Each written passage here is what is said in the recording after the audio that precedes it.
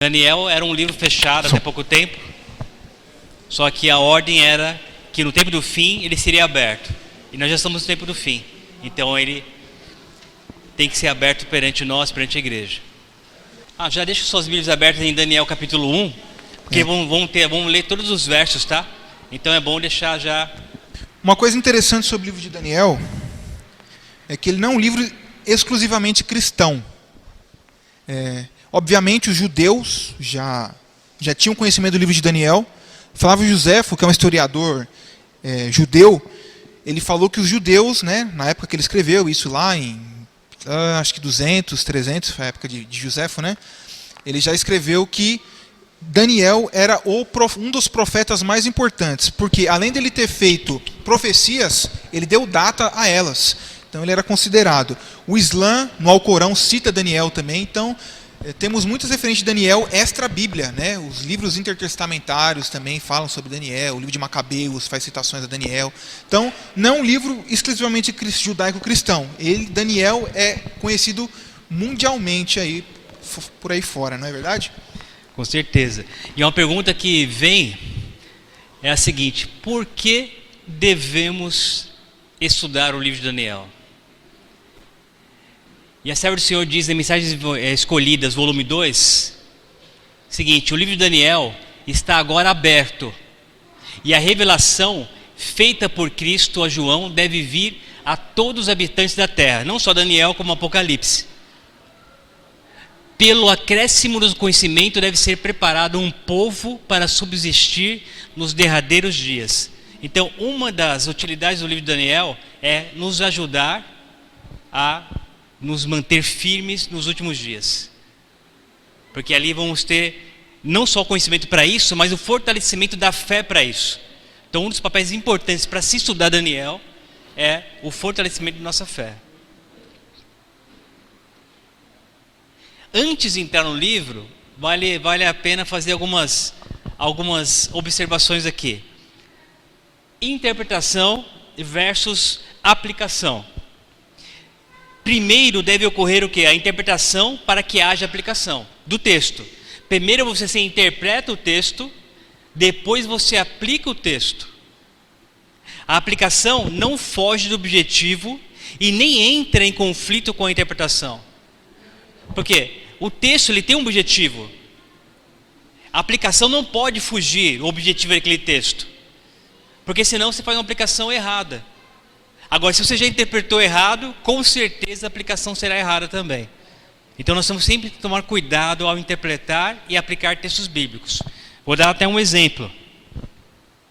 Essa imagem aqui, ela está representando o paraíso e o inferno. Isso nos remete àquela parábola do rico e Lázaro, que é uma parábola mal interpretada e mal aplicada também. Porque Cristo aqui nessa parábola, ele não estava falando sobre o estado do homem na morte. Ele está falando o quê? Sobre a avareza. A gente pega o contexto todo ali, a gente vê a questão da avareza. Então ele foi mal interpretado. E a maioria das pessoas hoje usam que aplicação? Usa esse texto para aplicar na interpretação do estado do homem da morte, que o homem estaria vivo após a morte, que o homem teria uma alma imortal, ou seja, uma aplicação equivocada desse texto. Fora que também, quando vai falar do rico e Lázaro, né, Jesus começa assim: vou te contar uma parábola. Então você já entende aí que aquela aplicação não é literal. Né? Temos que ter isso em mente também. Quando você está lendo uma coisa, principalmente Daniel e Apocalipse, você tem que entender que é o seguinte: a linguagem muitas vezes aqui vai ser simbólica. Então você pode se confundir aí. Né? Essa linguagem aqui é simbólica ou literal? Temos que ter essa diferenciação aí. Então sempre que você tem que ler para você poder entender, né, você tem que saber qual é a linguagem que está sendo falada, qual o contexto do capítulo e coisas do tipo. Exatamente. Tipos de interpretação profética. Nós temos basicamente 3 tipos, e essas interpretações aqui, a preterista e a futurista, ela nasce como movimento de contra-reforma. É uma interpretação criada por jesuítas para tirar o foco da interpretação bíblica do quê? Da igreja corrompida da época. Tá? Então o futurismo coloca a interpretação tudo para o futuro. Não, isso vai ocorrer um dia ainda. O preterismo já é o contrário. Coloca tudo aonde? No passado. O que nós usamos para interpretar a Bíblia é o historicismo. Você analisa a profecia dentro do contexto histórico. A sua aplicação, né, ou o seu desenvolvimento no passado, presente e futuro. Nunca jogando tudo para frente, nem tudo para trás. A não ser que seja claro, né, o contexto, que é uma aplicação futura. Caso contrário, não. Exatamente, né? A gente pode ver isso por exemplo, a gente vê em Daniel a estátua, né? Qual que é a aplicação que os adventistas usam? Historicista, né? No caso. Por quê? Nós acreditamos que tudo que está na profecia se cumpre no decorrer da história. Quando pegamos o exemplo da estátua, a cabeça representa a Babilônia, os peitos representam a Pérsia, e assim vai, até que vem o reino de Deus. O reino de Deus ainda não veio. Ou seja, nós interpretamos o decorrer da história. Então, cada parte da estátua é um pedacinho da história, e nós estamos aonde? Nas pontinhas dos dedos, os pés, nós estamos hoje, até que venha a pedra. Também quando vamos falar sobre as 7 igrejas, também tem uma primeira igreja, nós acreditamos que cada igreja representa um período da história. E que nós estamos aonde hoje? Laodiceia. Então, a interpretação adventista de profecia é historicista. Tudo se cumpre dentro da história do mundo. Não vamos jogar tudo para o passado e nem tudo para o futuro. Nós fazemos o contrário. Nós dizemos, algumas coisas aconteceram no passado, algumas coisas estão acontecendo hoje e algumas coisas vão acontecer no futuro. O decorrer da história é o decorrer da profecia. Exatamente. Principalmente Daniel, quando nós vamos mostrar o capítulo 8, por exemplo, vocês vão ver que Daniel 8:14 é colocado já no contexto quase que imediato ali da profecia. Né? É uma aplicação preterista e não uma aplicação historicista. A gente vai ver com mais detalhes para frente. Agora Daniel capítulo 1, verso 1. Quem quiser acompanhar, vamos fazer uma leitura aí. Agora vamos entrar no livro de fato. E já entrar em alguns detalhes. Daniel 1, verso 1 e 2. No ano 3º do reinado de Jeoaquim, rei de Judá, veio Nabucodonosor, rei da Babilônia, a Jerusalém e a sitiou. O ano era 605 a.C. O Senhor lhe entregou nas mãos a Jeoaquim, rei de Judá, e alguns dos utensílios da casa de Deus. A estes levou-os para a terra de Sinar, que é Babilônia. Terra de Sinar é Babilônia. Para a casa do seu Deus. Que Deus é esse? Qual é o Deus da terra de Babilônia? Marduk ou Bel. Bel pode ser traduzido como Senhor. Então ele se refere a Marduk ou Bel, né? Se referindo como Senhor. Seria o nosso Adonai, né? Quando a gente traduz, em vez de usar o nome de Deus, a gente usa Senhor em lugar de Deus. E os pôs na casa do tesouro do seu Deus. Agora a primeira questão aí que levanta polêmica. Quando você compara Daniel capítulo 1 com Jeremias 25, a gente vê uma questão de datas aí não batendo. Olha o que Jeremias diz. Palavra que veio a Jeremias acerca de todo o povo de Judá. No ano 4º de Joaquim, filho de Josias, rei de Judá, ano que era o 1º de Nabucodonosor, rei da Babilônia. Na verdade, isso aqui acontece no ano 604. Mas o que acontece aqui, ó, no capítulo 1, verso 1, está dizendo que o 3º ano de Joaquim é o 1º de Nabucodonosor. Só que Jeremias está dizendo que o 4º ano de Joaquim é o 1º de Nabucodonosor. E aí? Como a gente resolve isso? A Bíblia é uma mentira? Né? Nada faz sentido? A Bíblia está se contradizendo? A Bíblia diz uma coisa numa parte, diz outra coisa em outra? Como que a gente explica esse negócio aí? Confunde um pouco, mas tem solução. Inclusive isso aqui foi muito tempo usado para tentar desqualificar o livro de Daniel. No livro de Daniel ele foi escrito fora do tempo, ele não presta atenção nas datas, então é um livro que não tem que se levar em conta. Mas na verdade tem uma explicação para isso. Vamos entender aqui, Nabucodonosor. Quem foi o pai de Nabucodonosor? Nabopolassar. Ele morreu no ano 605. No ano que Nabucodonosor conquista Jerusalém, é o ano que Nabopolassar morre. Então quando Nabucodonosor está conquistando Jerusalém, ele não é rei ainda. Ele se torna rei no caminho, vamos dizer assim, né? Ele chega, ele corta caminho. Nós vamos até mostrar um mapa depois. Ele volta às pressas para a Babilônia quando ele sabe da morte de Nabucodonosor, de Nabopolassar, seu pai. Mas o ano da conquista de Jerusalém, né, da primeira conquista, é 605. O ano que ele se torna rei é o ano 605. Só que tem um detalhe: o primeiro ano oficial de um rei nunca é o ano da ascensão. Então o ano que ele se tornou rei é o ano 605. Mas o primeiro ano do seu reinado é o ano seguinte, o ano 604. Né? Então tem essa questão aqui importante. É uma lógica assim, existe o ano zero, digamos assim, né? Existe o ano zero, por exemplo, quando uma criança nasce, vamos supor, ela nasce em 2000, por exemplo, vou usar o exemplo do meu filhinho vai nascer em 2020. Em 2020 é o primeiro, é o ano que ele veio à vida, mas ele não tem um ano, ele tem um mês, entendeu? Quando Nabucodonosor, ele toma posse do reino, ele não tem um ano de rei, ele tem um mês.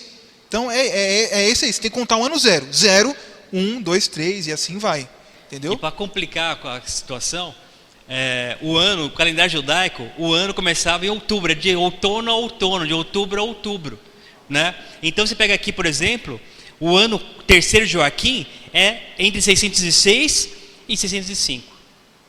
É como você começa a entender isso. Então você tem esse ano da ascensão, você não conta, né? Joaquim, ele começou a reinar no ano 609. Aí você não conta o ano 609. 608 e 607, primeiro ano. 607 com 606, segundo ano. 606 com 605, terceiro ano. E nesse ano, Nabucodonosor era rei. Então quando Daniel fala que no terceiro ano de Joaquim, Nabucodonosor, rei da Babilônia, invadiu, ele era o rei. Daniel não diz ali que era o primeiro ano do rei. Diz que ele era rei. Então nesse terceiro ano realmente ele era rei. Só que Jeremias já está falando numa outra situação, que no quarto ano, quer dizer, no ano seguinte, no ano 604, esse sim é o primeiro ano de Nabucodonosor. Então os dois estão falando de datas, de momentos diferentes, usando a mesma nomenclatura. Então no terceiro ano de Joaquim, o ano 605, Nabucodonosor, rei da Babilônia, né, se sagrou rei da Babilônia e conquistou ali Jerusalém. No quarto ano, né, o ano seguinte, primeiro ano do rei Nabucodonosor. Ele está certo. Então Jeremias está marcando um evento em 604 e Daniel está marcando um evento aonde? Em 605. Daí que veio toda a confusão. Mas quando você leva isso em consideração, ela se desfaz. Tá ok? O ano de ascensão nunca é contado. É o ano seguinte. Então vamos supor, esse ano, se ele fosse rei esse ano, né, o primeiro ano dele seria o ano 2020, não 2019. Tá? É só essa questão, esse detalhe, e também o detalhe do ano judaico começar em outubro, né? Então às vezes os anos se misturam aí. Então não tem nada de erro, não tem nada de profeta desmentindo outro profeta, é uma questão apenas de calendário. E a gente resolve esse enigma. Quer falar um pouco do conflito? Sim, uma coisa que você tem que... A gente costuma dividir o livro de Daniel em duas partes, né? Geralmente a gente fala assim, ó, do capítulo 1 até o capítulo 6 é histórico, do capítulo 6 até o final é profético. Na verdade, o livro de Daniel é inteiramente profético. Do começo ao fim de Daniel, ele é profético. O capítulo 1 está falando de um conflito cósmico. Jerusalém contra a Babilônia. Se você já prestou atenção em algumas profecias aí, Jerusalém sempre significa o povo de Deus, a igreja verdadeira, o povo escolhido. Quando se fala de Babilônia, é sempre uma religião pagã. Como que nós temos isso como exemplo? Nós temos esses textos aqui, ó. Primeiro, Gênesis no capítulo 11, no versículo 2, diz assim, ó: sucedeu que, partindo eles do Oriente, deram com uma planície na terra de Sinar e habitaram ali. Alguém sabe que episódio é esse aqui? Gênesis 11? Ninguém? Vocês estão ruins de Bíblia, hein? Gênesis 11 é Torre de Babel. Então preste atenção, quando você coloca Daniel capítulo 1 e Gênesis 11, você vai ver que a Torre de Babel e Babilônia estão situadas no mesmo local geográfico, tanto que Babilônia vem da raiz Babel. São ali similares. Então, Babilônia e Babel. O que era Babel?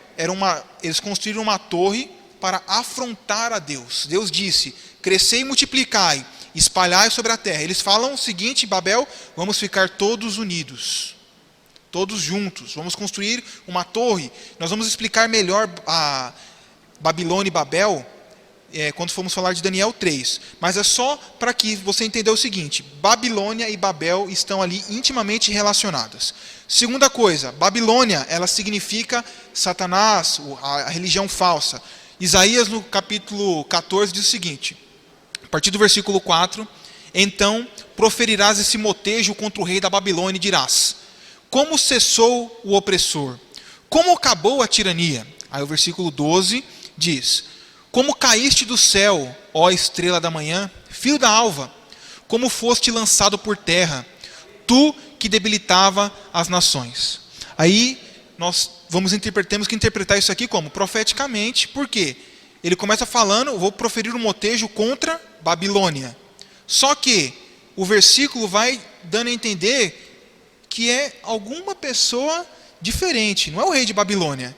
Como caíste do céu, estrela da manhã, filho da alva, como foste lançado por terra, né? Tu dizias no teu coração: eu subirei ao céu, acima das estrelas de teu Deus, exaltarei o meu trono e o monte da congregação, me assentarei nas extremidades do norte. Subirei acima das mais altas nuvens e serei semelhante ao Altíssimo. Vê quantas coisas semelhantes aí. Babilônia é um sinal para toda rebelião contra Deus, toda religião falsa. Nós vemos isso também em Apocalipse. Mas vejam outras coisas interessantes. Diz assim, ó: tu dizias no teu coração: eu subirei ao céu, acima das estrelas de Deus. Quando você vai ver a Torre de Babel, eles constroem uma torre para chegar aonde? No portão do céu. Rebelião contra Deus. Babilônia é isso. Outra coisa, Apocalipse 18, versículo 2 e 3, diz assim, ó: então exclamou com potente voz, dizendo: caiu, caiu a grande Babilônia, e se tornou morada de demônios, covil de toda espécie de espírito imundo, o esconderijo de todo gênero de ave imundo e detestável. Pois todas as nações têm bebido do vinho e do furor da sua prostituição. Com ela se prostituíram os reis da terra. Também os mercadores da terra se enriqueceram às custas da sua luxúria. Então, mais uma vez, Babilônia associada ao quê? Religião falsa, falta de moralidade, contra Deus. Então, e nós temos não só o exemplo de Babilônia, nós temos o exemplo do Egito. O Egito representa ateísmo, que diz, né, o faraó diz assim, ó: quem é o Senhor para que eu lhe obedeça? É o eco do ateísmo do Egito. Também temos Sodoma, né, que é símbolo de luxúria sexual, de sodomia. Tanto que o termo sodomita vem de Sodoma e Gomorra, né, que eram os atos ilícitos e pecaminosos que eram praticados lá. Então, é um conflito cósmico. Aqui nós estamos vendo Satanás batalhando contra o povo de Deus, ou seja, contra o próprio Deus. Exatamente. Aí, como nós temos Jerusalém como a cidade de Deus, podemos dizer que temos Babilônia como a cidade do inimigo de Deus, né? E aqui, voltando para a questão histórica, muitas vezes nós esquecemos que Jerusalém, ela não foi invadida só uma vez. Aquela invasão do capítulo 1, verso 1, foi apenas a primeira. Ali o templo não foi destruído, no ano 605 não foi destruído. O que aconteceu lá no ano 605? Joaquim, o rei de Judá, ele foi levado cativo, e com ele os jovens e alguns utensílios da casa de Deus, do templo. Então ali Nabucodonosor não destruiu Jerusalém naquela primeira investida. Ele levou o seu rei cativo, e levou a nobreza de Jerusalém cativa, e levou utensílios do templo para a Babilônia. Ele não pôde ficar ali muito tempo, porque foi nesse ano que o pai dele morreu. Então ele teve que voltar para a Babilônia. A gente vai até mostrar um mapinha, acho que é o próximo slide. Ele teve que voltar correndo, porque se ele demorasse muito, outra pessoa tomava conta do trono. Então, ele não se demorou em Jerusalém. Ele pegou, tomou posse de Jerusalém, mandou os cativos subirem para a Babilônia, e ele voltou correndinho para a Babilônia para poder se tornar rei, se consagrar como rei lá em Babilônia. Exatamente. Agora uma pergunta aqui. O que aconteceu primeiro? Joaquim sendo cativo ou o rei Joaquim, né? E o do profeta Ezequiel aconteceu primeiro? Que é aqui, ó, ano 605, Joaquim foi levado cativo com Daniel. Aí no ano 597, quem foi levado cativo foi Joaquim, filho de Jeoaquim, tá? E o profeta Ezequiel também, por volta de 10.000 pessoas e mais utensílios do templo. Lembrando, por que eu estou perguntando isso? Porque aqui antes de Cristo a contagem é regressiva, decrescente, ela vai decrescendo, vai regredindo, tá? Então o ano 605 veio primeiro que o ano 597. O ano seguinte, 597, é o ano 596. E assim vai indo até chegar ao ano 1, né? Aí o ano 1 é comum, não tem o ano 0. O ano 1 e começa a crescer novamente, que agora vem 2019, 2020. Mas se fosse naquela época, o ano seguinte não seria 2019, seria 2018. Bem que não teria como fazer um calendário dessa forma, né? Ele é só feito depois que você tem um conhecimento histórico. Só os judeus, eles ainda têm um calendário crescente, né? Sim, eles os judeus estão no ano 5.750 e alguma coisa, eu acho. Porque eles não estão depois de Cristo ainda, né? Eles... Tá, então no ano 597, mais uma vez um outro rei é levado cativo, um outro profeta é levado cativo, só que às vezes mais pessoas é levada. E para que queria das pessoas lá? Para construir Babilônia, para reformar Babilônia, mão de obra, né? Tem essa questão, mão de obra barata não, de graça, né? Exatamente. Porque era escravo. Também tem uma questão aí que é o seguinte: como que era aplicado, por exemplo, quando você conquistava uma área, existiam algumas formas de você dominar aquela localidade. Como que Roma fazia? Quando você vai ver lá no período de Jesus, está lendo lá os evangelhos, você vê que os romanos, eles conquistavam o local e colocavam governadores lá, colocavam oficiais, guardas romanos, e o povo continuava morando lá. Só que tinha os governadores romanos, eles cobravam impostos, era dessa maneira que funcionava. A Assíria, que foi quem destruiu Israel, antes de Babilônia destruir Judá, como que ela fazia? Ela tomava a posse do local, levava toda a população embora e povoava aquele lugar com as pessoas de outras origens, não assírios. Mandavam cuteus, babilônios, tanto que os samaritanos são essas pessoas que a Síria levou o povo de Israel embora e colocou um monte de gente lá que não era judeu. E é por isso que tem tanto preconceito com o samaritano na Bíblia. Você vai ver a história dos samaritanos. Por quê? Os samaritanos não eram judeus. Eram pessoas que os assírios colocaram lá para povoar a terra depois que a Síria tomou conta de Israel. E como que a Babilônia fazia? A Babilônia levava os nobres embora. Todos os inteligentes, todo mundo que tinha ofício. Você é um ferreiro? Você vem. Você é um carpinteiro? Você vem. Você é um escriba? Você vem. Quem é você? Eu sou um pastor de ovelhas. Você pode ficar na terra. Quem é você? Eu sou um agricultor. Você pode ficar na terra. Por quê? Eram os pobres, né? Os pobres ficavam lá. E era essa maneira que Babilônia fazia. E cobrava imposto de quem ficava lá. Quem podia dar riqueza para a Babilônia, os intelectuais, essas pessoas que tinham ofício, eram levados cativos. Exatamente. E eu acabei lembrando uma história moderna agora. Por exemplo, do Japão, depois que ele foi destruído na Segunda Guerra, o que ele fez? Ele começou a importar especialistas em todas as áreas para o Japão. Porque morreu muitas pessoas, a sua economia quebrou. Então ele falou, quem que é o especialista aqui em matemática, em química, na indústria? Trouxe essas pessoas para poder educar a sua população, os seus cidadãos, né? Então algo que dá muito certo, tanto que hoje uma das maiores economias do mundo é a economia japonesa, né? Que começou em 1945, aí, surgindo das cinzas. E o ano 586, irmãos, praticamente 19 anos depois que Daniel foi levado cativo, é aí sim, né? O rei Zedequias é levado cativo, é morto, né? Não é morto não, seus olhos são vazados, seus filhos são mortos, né?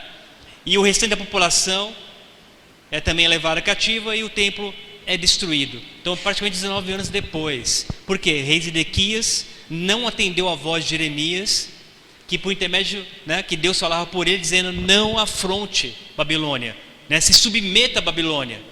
Essa era a mensagem de Deus para Zedequias. Ele não ouviu, tentou se tentou se levantar contra Nabucodonosor, contra o reino de Babilônia, e foi destruído. O fim de Zedequias foi terrível, irmão. É até um alerta para quem não ouve a voz de Deus. Porque o que aconteceu? Primeiro foi um cerco de 3 anos ou 3 anos e meio, não foi? 3 anos ou 3 anos e meio. Babilônia cercou Jerusalém. Até que se acabou comida, até que se acabou a bebida, até que as mulheres já estavam comendo seus filhos, a população comendo esterco. Estava nessa situação. Quando Nabucodonosor não, na verdade seus oficiais entraram, né, e depois levaram Zedequias e os seus filhos para Nabucodonosor. Nabucodonosor matou os 2 filhos de Zedequias na frente dele e furou seus olhos e prendeu ele. Ele ficou cego, pobre, preso até morrer. Então, ouça a voz de Deus. Eu não estou fazendo isso para botar medo em ninguém, né? Mas quando a gente não ouve a voz de Deus, o nosso fim é trágico, né? Não foi só o não ouvir a voz de Deus que Zedequias fez, né? Ele fez inúmeros crimes, né, contra Deus e contra a cidade. Mas ouçam a voz de Deus, é um conselho que eu dou a vocês. Exatamente, porque Deus tem presciência. Não é que Deus ameaçou Zedequias dizendo: olha, se você não me obedecer, eu vou fazer isso com você. Não, ele estava só revelando o que aconteceria, o futuro dele.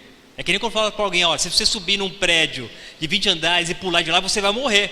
Eu não estou te ameaçando, eu estou te alertando. Então Deus, através do seu profeta, estava alertando Zedequias: não afronte esse rei, né? Esse rei vai te destruir, esse rei vai te matar, esse rei vai tomar o seu reino. E ele não ouviu e acabou sofrendo essas consequências, porque Nabucodonosor era um rei realmente sanguinário, ele tinha, né, sangue nos olhos. E falar nisso, uma coisa importante aqui, né, contexto: Israel não existia mais. Quando Nabucodonosor entra em 605, o que tinha? Apenas 2 tribos praticamente, Judá e uma pequena porção de Benjamim. Porque toda a tribo de Israel, as 10 tribos do norte, já tinham sido dizimadas pela Síria. Tanto que hoje, a partir daí praticamente, o povo hebreu é chamado de judeu, né? Porque vem da onde? Vem da tribo de Judá. Você não tem mais as 12 tribos. Não tem, porque já tinha sido destruído pela Síria. Aí no ano 605, Nabucodonosor começa então a desmantelar o que sobrou da nação de Israel.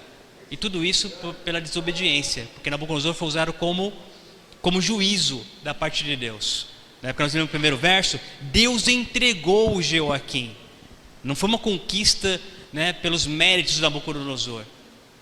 Deus entregou, Deus permitiu que aquilo fosse feito. Foi um juízo de Deus. Aqui é o mapa. Quer falar um pouco do mapa? Para você ver assim, olha só como que é interessante. Quer usar o laser? Jerusalém é aqui, Então, e Babilônia bem aqui.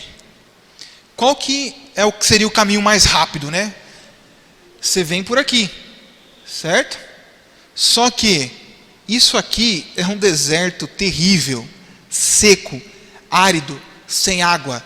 A única coisa que habita aqui, e habita até hoje, são os beduínos, que eles cavam poços, né, tem especialidade em cavar poços. Eles vivem no meio do deserto aqui, na terra árida, eles conseguem viver ali. Só que aqui, imagina você passar com... Eram 100 mil pessoas, a gente viu ali, não, eram 10 mil. Imagina você passar com 10 mil pessoas e um exército por esse deserto. Não dá, não tem condições. Então, qual que era a rota que era feita?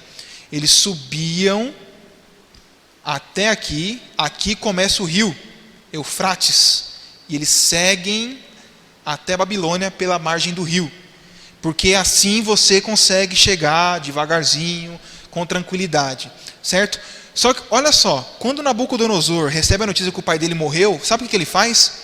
Ele pega alguns oficiais de confiança e ele corta o deserto, de tanto medo que ele tinha de chegar em Babilônia e alguém ter usurpado o trono. Ele cortou o deserto a cavalo, para poder chegar e se apossar rei. Enquanto isso, os cativos, né, que em 605 foi a primeira invasão, eles fazem o caminho normal. São 1.500 quilômetros e a viagem dura aí 2 meses a pé.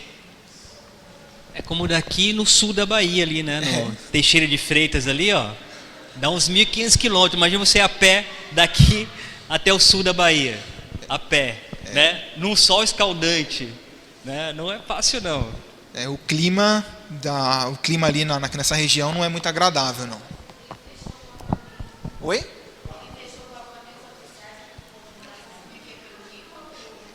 Não, quem foi pelo deserto foi Nabucodonosor, na primeira invasão.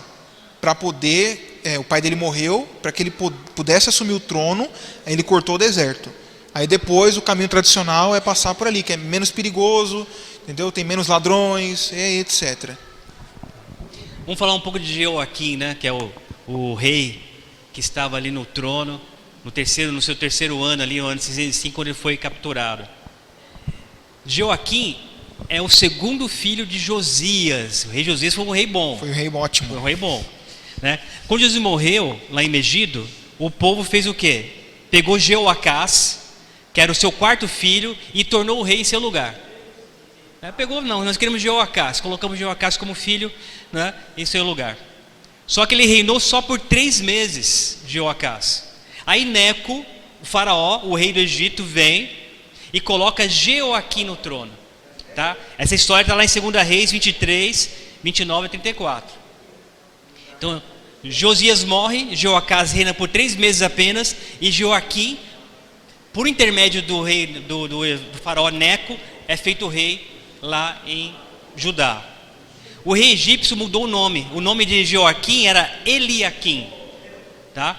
Para Jeoaquim, e foi forçado a pagar tributo ao Egito. Essa história também está lá em 2 Reis, capítulo 23, 34 e 35.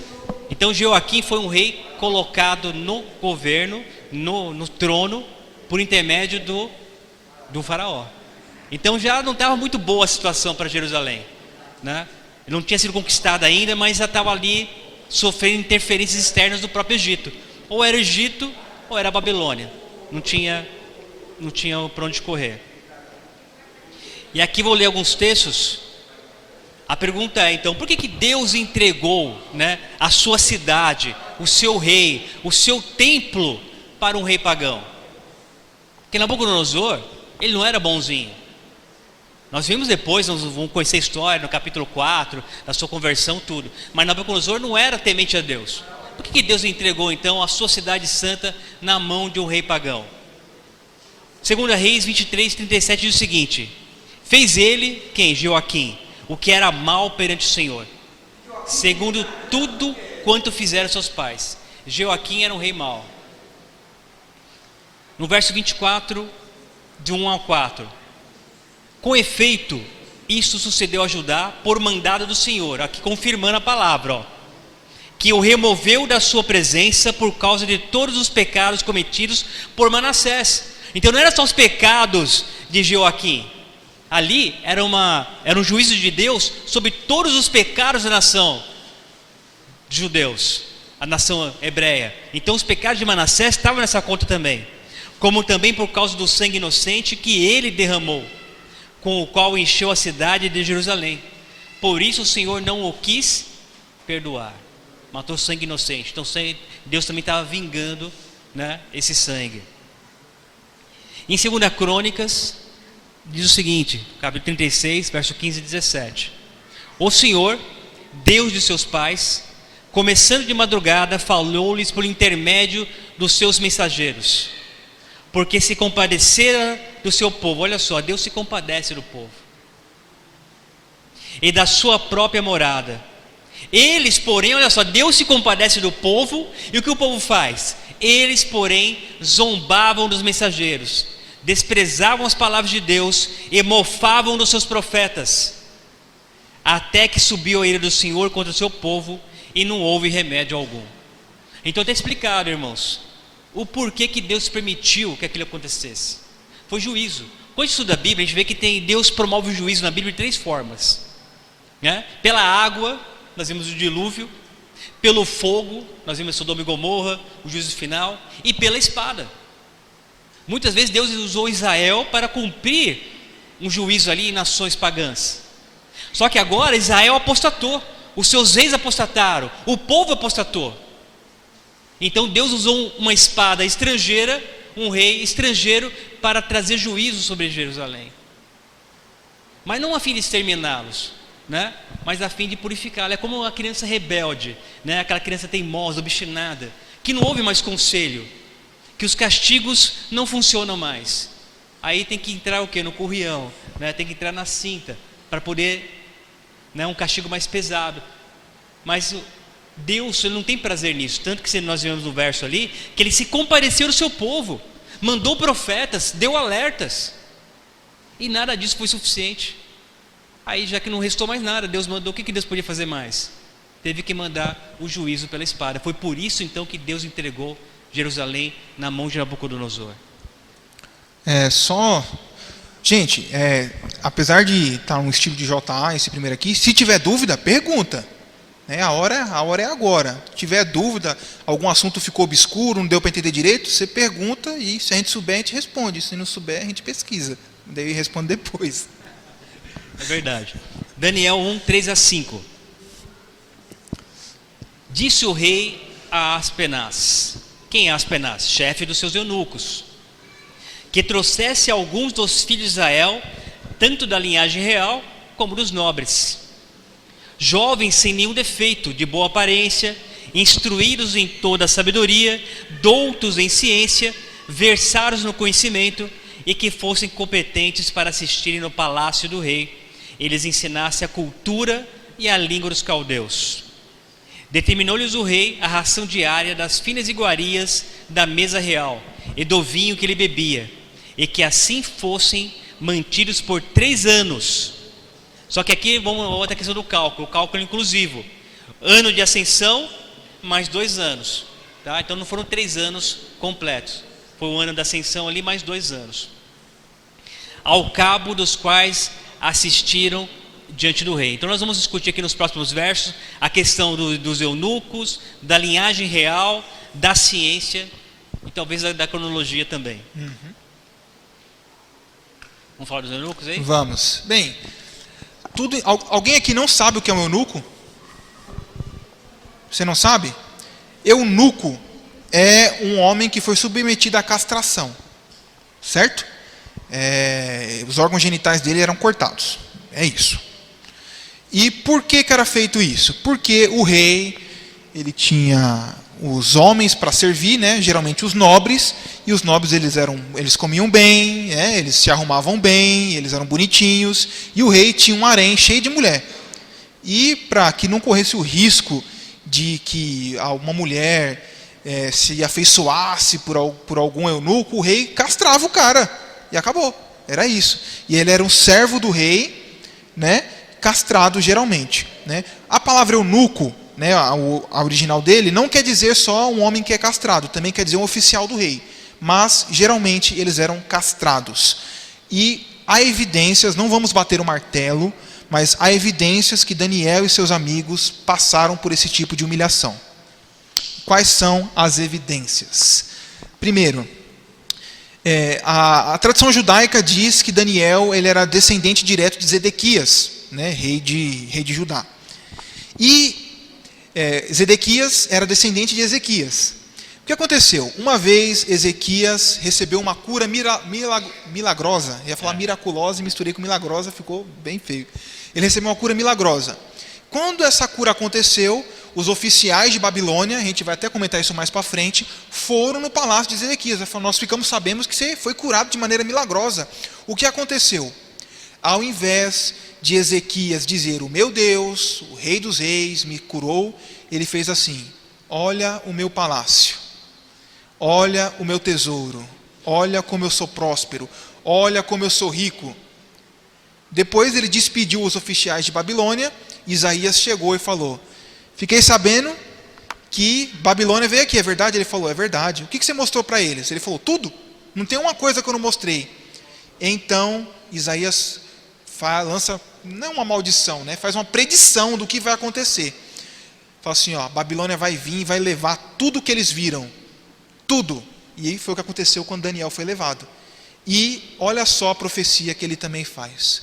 Dos teus próprios filhos que tu gerares, tomarão para que sejam eunucos no palácio do rei da Babilônia. Muito provavelmente Daniel, por ser de linhagem real, foi castrado por causa dessa profecia. Além do que, a quem que Daniel foi entregue aos cuidados? Aspenaz, chefe dos eunucos. Outra evidência também que nos faz acreditar que Daniel era eunuco. Daniel capítulo 6, versículo 24. Aqui Daniel foi jogado na cova dos leões, saiu ileso. Só que agora o que o rei faz? Ele joga quem acusou ele. Ordenou o rei, foram trazidos aqueles homens que tinham acusado Daniel e foram lançados na cova dos leões. Eles, seus filhos e suas mulheres, e ainda não tinham chegado ao fundo da cova, e já os leões se apoderaram deles e lhes esmigalharam todos os ossos. Pergunta: por que Daniel foi jogado sozinho e os outros homens foram jogados com as mulheres, com os filhos e com as esposas? Talvez Daniel não tivesse família, porque talvez ele fosse um eunuco. Não estamos batendo um martelo aqui dizendo Daniel era eunuco, mas as evidências apontam para isso. Tudo dá a entender que ele era isso. Temos uma profecia que diz que os filhos do rei seriam eunucos no palácio de Babilônia. Nós temos Daniel sendo entregue ao cuidado do chefe dos eunucos, e temos mais essa evidência aí também de Daniel, que foi jogado sozinho na cova dos leões. E tem mais um detalhe, um outro motivo pelo que o rei praticava, né, esse tipo de ato, transformá-los em eunuco, que eles acreditavam que o homem, quando era eunuco, por não ter atenção sexual, ele era mais atencioso, ele seria mais eficiente no trabalho. Então os oficiais, não só para não se relacionar com as mulheres do rei, mas também porque ele acreditava que seria um melhor funcionário, né, um eunuco. Ainda bem que o pessoal não acredita mais nisso, né? Ainda bem. Outra coisa também, esse tipo não uma pintura, uma obra de arte em relevo aqui é muito comum na Síria, na Babilônia. O que nós temos aqui? Nós temos um eunuco. Você está vendo que ele não tem barba? Por quê? Ele não tinha testosterona mais produzindo, porque ele foi castrado, né? E ali está o rei, ou oficial da época, né, mostrando todo o seu poder enquanto ele domina um leão. Enquanto tem um servo, um eunuco ali com a aljava, né, com as flechas do rei. Então isso aqui é muito comum. Tem várias e várias pinturas, figuras desse tipo aí, com homens sem barba servindo ao rei com barba. Inclusive essa prática não era exclusividade dos povos antigos. Na França já foi praticado isso, né? Na China também. Então muitas nações, a sua realeza praticava esse tipo de ato. Inclusive pessoas que se submeteram a esse tipo de coisa. Existiram religiosos fanáticos que eles leram aquele textinho lá que dizia assim, se teu olho te faz pecar, arranca e joga fora. Se teu braço te faz pecar, arranca e joga fora. E qual que era a fraqueza do cara? A fraqueza sexual. Então ele se castrava. Então isso aconteceu. Padres fizeram esse tipo de coisa, religiosos fanáticos também fizeram esse tipo de coisa, até alguns judeus, né, uns judeus eremitas que viviam lá, eles se isolavam de tudo e também passavam por esse tipo de situação. Então, é uma prática comum, até pessoas chegaram a fazer em si mesmo. E aqui tem outro ponto, né, que eles foram treinados em ciência. A ciência na Babilônia, irmãos, ela era muito avançada.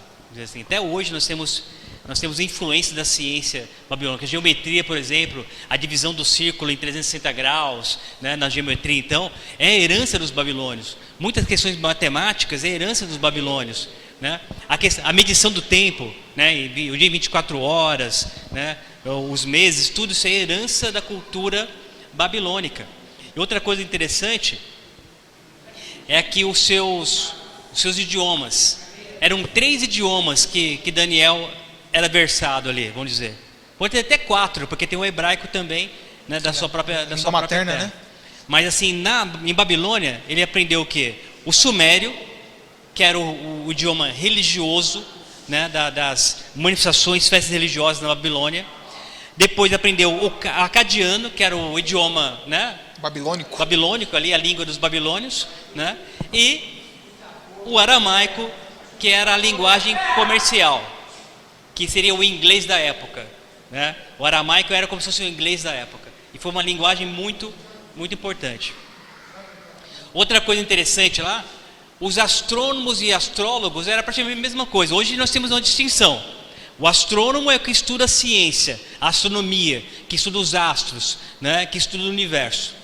E a astrologia são aqueles esotéricos que tentam prever o futuro através do horóscopo, através dos astros, da movimentação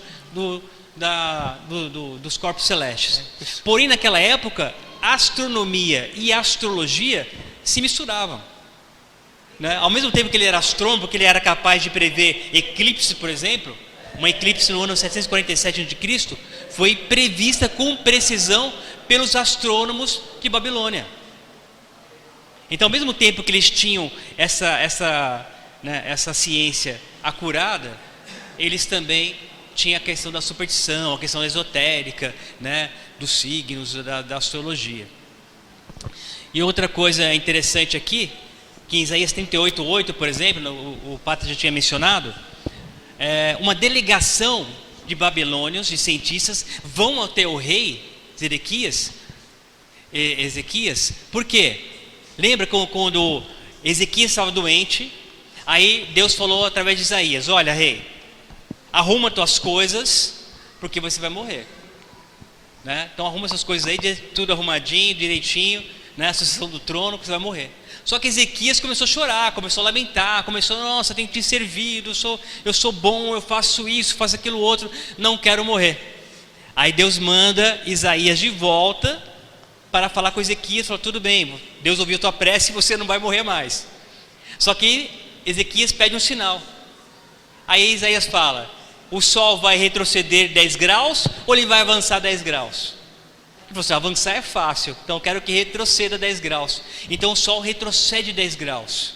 Então, é como se o sol voltasse. Dá uma lidinha aqui no versículo, Isaías 38, versículo 8, assim, eis que farei retroceder 10 graus a sombra lançada pelo sol, declinando-te no relógio de Acás. Assim retrocedeu o sol os 10 graus que já havia declinado. Então o sol voltou. E isso chamou a atenção de quem? Dos babilônios, porque eles estavam sempre medindo a posição de todas as estrelas, medindo a posição dos astros. Então ele percebeu que o relógio, em vez de avançar, ele retrocedeu. Alguma coisa aconteceu e a notícia correu. Então vou até Ezequias, foi lá em Jerusalém que aconteceu isso. E foram ver, e foram conversar com o rei. Só que o rei, em vez de exaltar a Deus, ele foi exaltar seu próprio reino, foi exaltar sua própria riqueza, e acabou que não acabou em desgraça depois. Mas para você ver como que a ciência babilônica era interessante, era avançada, e Daniel foi treinado em toda essa ciência.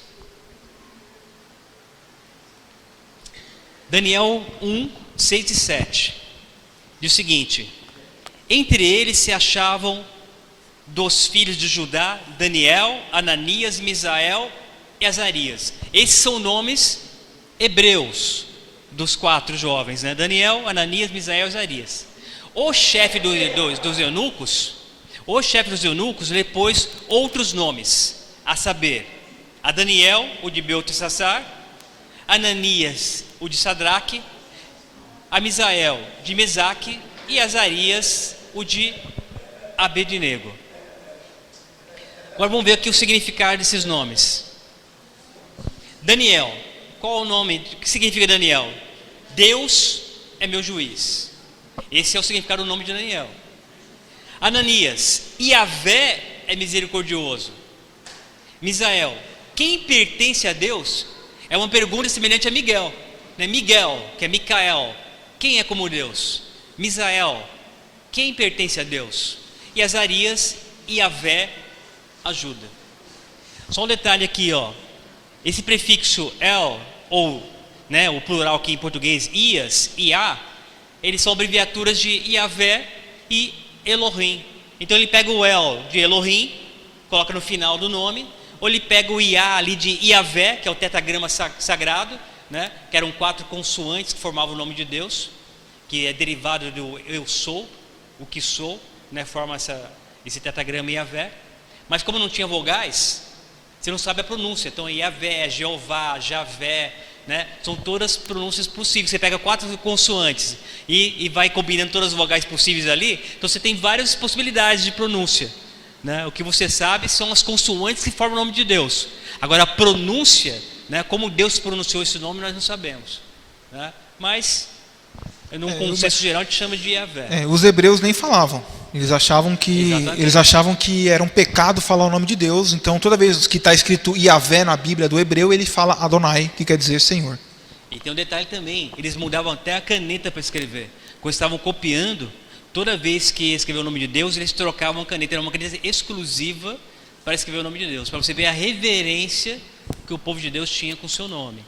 E muitas vezes, né, a nossa geração brinca com o nome de Deus, brinca com a palavra de Deus, né? Não tem reverência com as coisas sagradas. E aí tentaram mudar os nomes, né? Mudaram os nomes deles numa tentativa de aculturação, na tentativa, vamos esquecer suas origens, esqueça de onde você veio, esqueça quem você é. Agora você não é mais Daniel, você não é mais Deus é meu juiz. Quem você é? Beltesazar, que significa Bel proteja a vida do rei. E Bel é Marduk, né? O senhor Marduk era o rei local, era o rei da divindade máxima lá de Babilônia. Sadraque, o nome, ele não tem uma tradução em babilônio definida, mas os eruditos acreditam que é uma referência ao deus Aku, né, que era o deus da lua. Era um deus menor, mas era um deus que fazia parte do panteão babilônico. Apesar de não há um consenso sobre isso, tanto Sadraque como Mesaque, né, a tradução não é um nome babilônico comum, então não se sabe realmente o significado, mas há um consenso que os dois nomes se façam referência ao deus da lua, Aku, né? E Azarias é o Abednego, que é servo do deus Nabu, ou deus Nego também, Nebo, varia as pronúncias. Quer fazer algum comentário sobre os nomes? Se vocês quiserem fazer perguntas também, perguntem. Essa aqui é uma tentativa realmente de separá-los da sua cultura, tá? Daniel 1, verso 8. Resolveu Daniel firmemente não contaminar-se com as finas iguarias do rei, nem com o vinho que ele bebia. Então pediu ao chefe dos eunucos que lhe permitisse não contaminar-se. Então nós vamos ver aqui o evento, né, que é famoso do livro de Daniel, que é justamente quando ele pede para não comer a comida do rei. Quando os bravadores estão fazendo cartão de amigo, tem que decorar esse verso aí. Primeiro vamos ver um comentário aqui da irmã White, que está lá no comentário Adventista, volume 4. Quem quiser ver, quem tiver aquele comentário Adventista, né, aqueles volumes, são 9 volumes? 9, né? Que são acho que 8 de Bíblia, o outro é o Tratado 7, de Teologia, né? E o dicionário e o tratado. Né? Então lá no volume 4, está escrito o seguinte sobre esse verso. Quando Daniel e seus companheiros foram levados à prova, colocaram-se completamente ao lado da justiça e da verdade. Não agiram caprichosamente, mas com inteligência. Resolveram que, como os alimentos carnes não haviam feito parte de seu regime antes, tampouco deveriam usá-los no futuro. Então, se ele não fazia uso daquele tipo de regime, daquele tipo de alimentação antes, então por que levar isso a cabo agora? Por que assumir esse regime agora? Sabendo que esse regime é contra a vontade de Deus. Animais imundos, animais oferecidos a ídolos, animais sacrificados de maneira inadequada, porque todo o sangue de um animal tinha que ser drenado, e muitas vezes o animal era sufocado. Então tudo isso impedia que Daniel comesse esse tipo de alimento. Esses detalhes foram colocados no registro da história dos filhos de Israel, com advertência a todos os jovens, para que evitem costumes, práticas e condescendências que de alguma forma desonrariam a Deus. Muitas vezes já viu pessoas falando, mas todo mundo faz, né? É normal, é comum. Lá Daniel estava num lugar que todo mundo comia aquilo, era comum, era normal, só que era normal para aquelas pessoas, não normal para um jovem que cria em Deus, tá?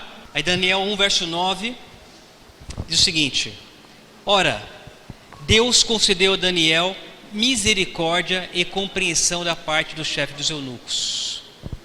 São dois detalhes importantes. Primeiro tem aqui o Provérbios 16:7, fala o seguinte, olha aqui: sendo o caminho dos homens agradável ao Senhor, este reconcilia com ele seus inimigos. Então Daniel era um homem fiel a Deus, era um jovem fiel a Deus, então Deus reconciliou com ele os seus inimigos. Mas tem um detalhe também: Daniel era um homem, como diz assim, agradável, gentil, educado. Isso ajudou, né? Imagina que Deus está lá tentando colocar ali uma certa compreensão, uma certa paciência ali em Aspenaz. Aí Daniel, aquele camarada grosso, é um camarada sem educação. Você acha que Aspenaz ia ser favorável a Daniel? Difícil. Então é um trabalho conjunto. Eu, como cristão, faço a minha parte. Eu sou fiel a Deus e tenho que ser gentil com as pessoas. E Deus faz a parte dele, né, de ajudar que essa minha atitude toque o coração das pessoas. Sim. Depois dos legumes. Eu né, acho que é agora, depois que vem os comentários. Agora aqui, irmãos, vamos ter um texto grande que nós vamos comentar em bloco aqui, ó, Daniel do capítulo 1, do 10 ao 16. Que diz lá, pode acompanhar na Bíblia ou pelo telão. Disse o chefe dos eunucos a Daniel: eu tenho medo do meu senhor, o rei que determinou a vossa comida e a vossa bebida. Porque, pois, veria ele o vosso rosto mais abatido do que os dos outros, jovens da vossa idade. Assim, poríeis em perigo a minha cabeça para com o rei. Que foi o próprio rei que definiu o cardápio, irmãos. E Daniel falou que ele não queria se contaminar com a comida do rei. Então está dizendo que o que o rei estava comendo não era adequado. Olha o risco. Então disse Daniel ao cozinheiro-chefe, a quem o chefe dos eunucos havia encarregado de cuidar de Daniel, Ananias, Misael e Azarias: experimenta, peço-te, os teus servos 10 dias. Nós vamos comentar, por que 10? Por que não 9 dias? Por que não 11? Por que 10? E que se nos deem legumes a comer e água a beber. Então foi só legumes e água que ele comeu durante esses 10 dias. Então se veja diante de ti a nossa aparência e a dos jovens que comem das finas iguarias do rei. E segundo vires, age com teus servos. Ele atendeu e os experimentou 10 dias. E no fim dos 10 dias, a sua aparência era melhor. Estavam eles mais robustos do que todos os jovens que comiam das finas iguarias do rei. Com isto, o cozinheiro-chefe tirou deles as finas iguarias e o vinho que deviam beber, e lhes dava o quê? Legumes.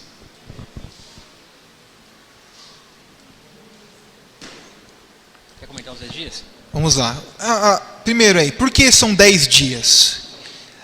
A numerologia é muito forte dos povos antigos, né? Nós temos, por exemplo, os babilônios, o número 60 para eles era um número muito forte. Para os hebreus, o número 10 era o número mínimo para alguma coisa. Tanto que o número 10 ele era simbolizado, porque assim, sabe que os hebreus eles não têm números, né? Como que eles, quando que eles colocam um número para escrever? É tipo o algarismo romano. Eles colocavam uma letra e aquela letra significava um número, né? Por exemplo, no algarismo romano, o I é o 1, 2 Is, 2, né? Quando você colocava o número 10, era a letra Yod, era a menor letra que tinha. Então era assim, quando você quer, assim, o menor de tudo é o 10. Podemos ver esse exemplo com Abraão. Abraão ele começa a perguntar, Senhor, se tiver 50 santos lá em Sodoma lá. Ele fala, se tiver 50, eu não destruo a cidade. Mas Senhor, e se tiver 30, ele vai diminuindo até 10. Temos alguns casos no livro de Amós também que dá exemplos que assim, 10 é o número mínimo. Então 10 é o número mínimo para isso, para você se colocar à prova. Sempre 10 é o número mínimo. É uma numerologia, simbologia hebraica, né? E um detalhe sobre a aparência deles, né, é que eles já tinham uma boa aparência também, né, irmãos? Não é que eles estavam lá obesos ou estavam, né, debilitados e em 10 dias se transformaram, né? Ou seja, em 10 dias eles não ficaram debilitados, eles já tinham uma boa aparência, já tinham uma boa alimentação, então não foi aí algo miraculoso que a alimentação deles fizeram com eles. Nós temos que tirar essa mentalidade aí de que, eu já vi muita gente falando isso, que os 10 dias de Daniel, passem 10 dias comendo frutas e verduras, e você vai ver como você vai ficar inteligente. Gente, besteira. Não estou dizendo que comer fruta e verdura é besteira, nada disso. Se comer fruta e verdura é a melhor coisa que tem para você ficar bem. Mas associar comer fruta e verdura com ficar inteligente, associar comer fruta e verdura, não tem nada a ver. Se você comer fruta e verdura e não ler um livro, você vai ser burro. Não tem outra coisa para se falar, é isso. Os 10 dias eles foram colocados à prova. Foi só isso. 10 dias, o número mínimo de dias para que eles fossem testados. Olha, 10 dias, 10 diazinhos, você vê se a nossa aparência não fica melhor do que a dos outros jovens. É basicamente isso. Então tem muita gente que vai fazer o Enem aí, não sei se você vai fazer o Enem, tem 10 dias que você só está comendo frutas e legumes. Que bom, né? Mas se você não estiver estudando, não adianta de nada, certo? Porque depois, quando vem lá que, porque eles eram mais sábios do que todos, nós vamos comentar isso mais para frente, né? Então não vou falar agora. Desculpa, só outra coisa que é a questão, não sei se era isso que você entrar agora, a questão da comida que Daniel pede. Quando ele fala legumes, ele tá usando uma palavra hebraica que chama zera, ou a raiz da palavra é zera, é derivado zeroim, que é a mesma palavra no Gênesis, que é sementes. Quando Deus ele dá o cardápio para Adão e Eva, ele usa tudo que dê semente. E é a mesma palavra aqui. O que Daniel está falando? Lembra-se que é um conflito cósmico. Daniel está dizendo assim: eu quero o cardápio de Deus. Eu quero comer a comida de Deus. Eu não quero comer a comida de Nabucodonosor. Isso aqui é uma questão religiosa. É difícil pensar com religião e comida estarem relacionados, mas eles estão muito relacionados. Como que Adão e Eva caíram? Com comida. Quando vai estar lá em Levíticos 11, né, Moisés ele vai dar o quê? O cardápio de comidas puras e impuras. E sabe como que termina Levíticos 11? Quando você vai lá o versículo 44 ou 45, diz assim, sejam santos porque o Senhor vosso Deus é santo. O contexto não é comida? Que comida tem a ver com santidade? Tudo. O maná significa comida de Deus, a comida dos anjos, a comida que Deus dava. As codornizes significavam o quê? O povo com saudade do Egito, do pecado, da vida ruim. Comida e santidade estão relacionadas. O ser humano é um só. O que você come interfere na sua espiritualidade com Deus também. Então você vê que a palavra aí, ela remete não só a legumes, mas todas as comidas vegetais. Né? A toda até frutas vermelhas também estavam incluídas nessa palavra. Então tudo que dá semente, né? É uma alimentação vegetariana, né? Realmente que ele pediu ali. E a questão dos 10 dias, voltando aí, é que nem hoje mesmo tem um conceito. A pessoa fala, eu vou me tornar vegetariano. Aí não, você vai ficar fraco, né? Se você não comer carne, você vai ficar fraco. Se você não comer, né, muito, você vai ficar fraco. Então por isso que Daniel estava contrariando esse conceito. Tudo bem, 10 dias. Se, né, o meu corpo sentir falta do alimento carne, eu ficarei fraco, né? Mas passaram os 10 dias, ele se alimentou adequadamente e estava robusto, estava firme, estava forte, não ficou fraco. Ou seja, o seu organismo não sentiu falta daquela comida que o rei estava oferecendo. Não era aquela comida que faria ele ser forte ou não, tá? Então é importante, irmãos, né, a gente frisar nessa questão aqui do tempo e nessa questão aqui da comida, tá? Era uma comida bem diversificada. Não era só pão e água, né? Ou legumes, né? Cenoura e água, não. Era uma comida bem diversificada. Daniel 1, do 17 ao 20. Ora, já estamos chegando no final. Ora, a esses 4 jovens Deus deu o conhecimento e a inteligência em toda cultura e sabedoria. Mas a Daniel deu inteligência de todas as visões e sonhos. Vencido o tempo determinado pelo rei para que os trouxessem, o chefe dos eunucos trouxe à presença de Nabucodonosor. Então o rei falou com eles pessoalmente. E entre todos não foram achados outros como Daniel, Ananias, Misael e Azarias. Por isso passaram a assistir diante do rei.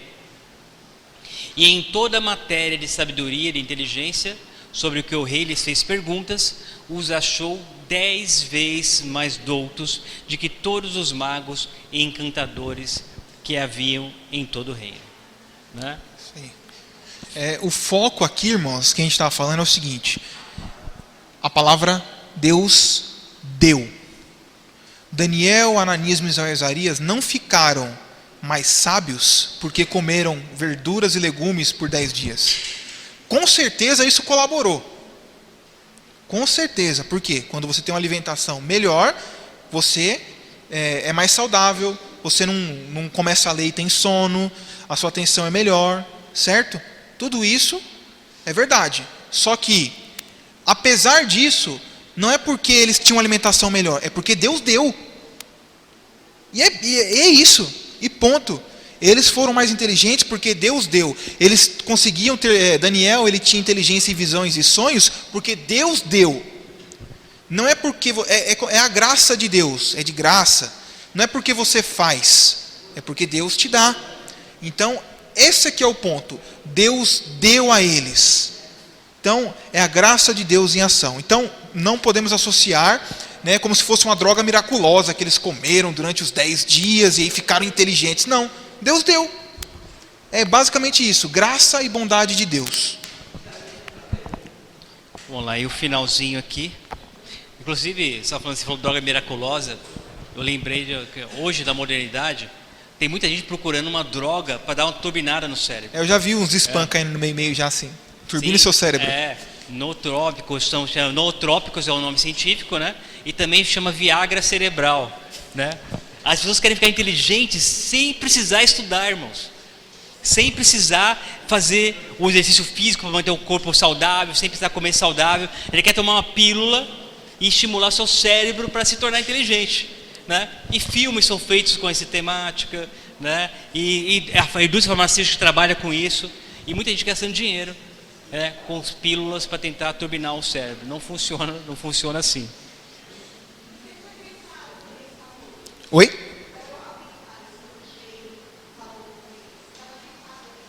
Volta lá. Aqui é só para falar que o rei falou com eles pessoalmente, né?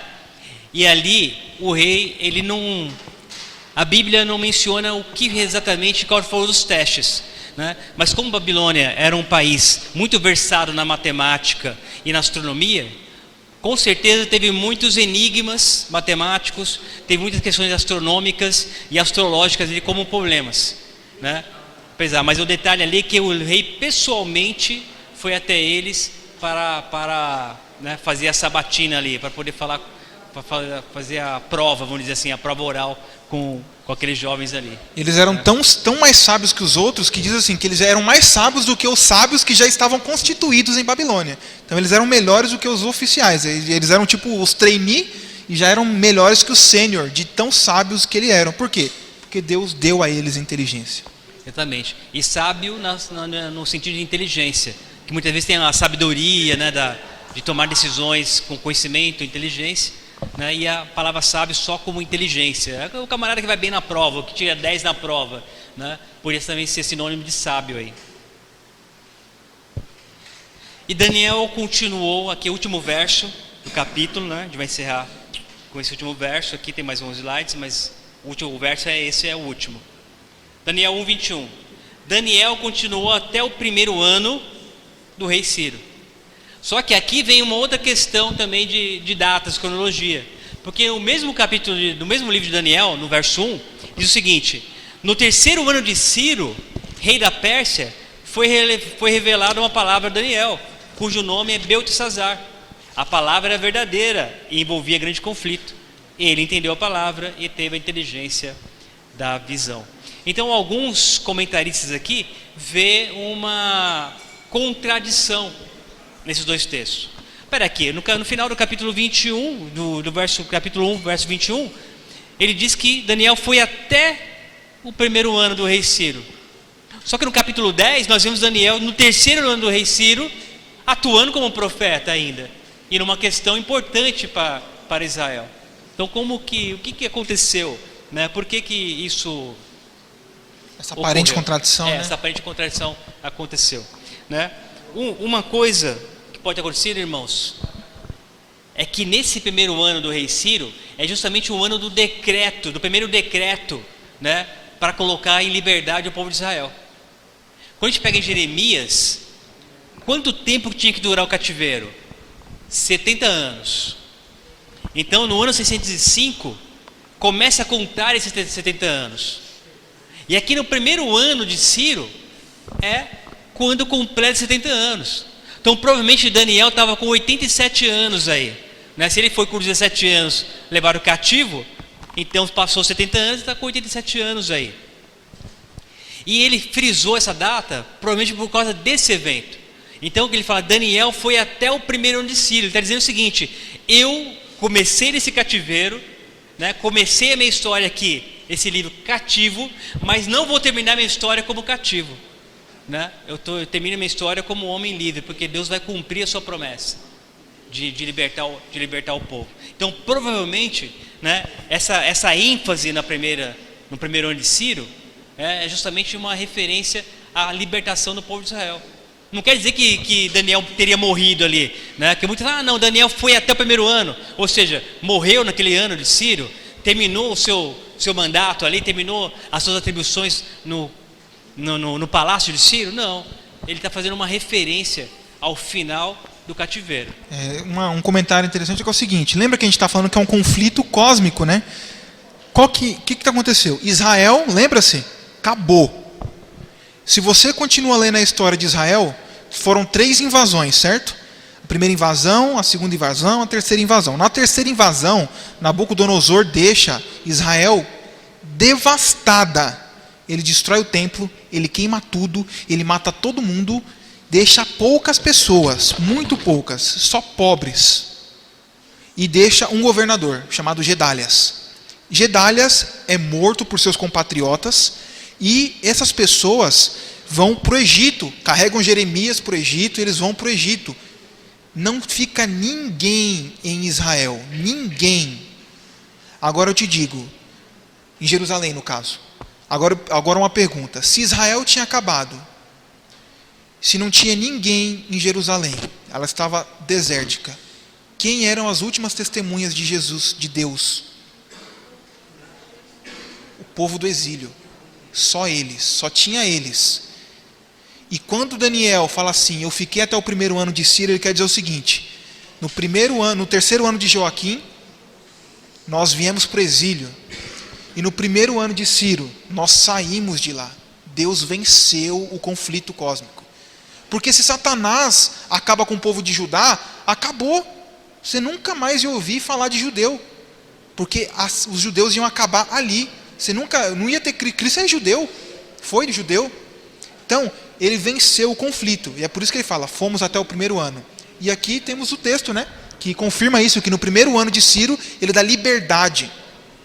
Porém, no primeiro ano de Ciro, rei da Pérsia, para que se cumprisse a palavra do Senhor por boca de Jeremias, despertou o Senhor espírito de Ciro, rei da Pérsia, o qual fez passar pregão por todo o seu reino, como também por escrito, dizendo: assim diz Ciro, rei da Pérsia, o Senhor, Deus dos céus, me deu todos os reinos da terra. Olha só que interessante, Ciro, um rei pagão, ele reconhece que tudo que ele tem foi dado por Deus. E me encarregou de lhe edificar uma casa em Jerusalém, que está em Judá. Quem entre vós é de todo o seu povo, que suba, e o Senhor, seu Deus, sejam com ele. Esse aqui é o final do capítulo 1, e diz assim, ó, Deus está acima do conflito.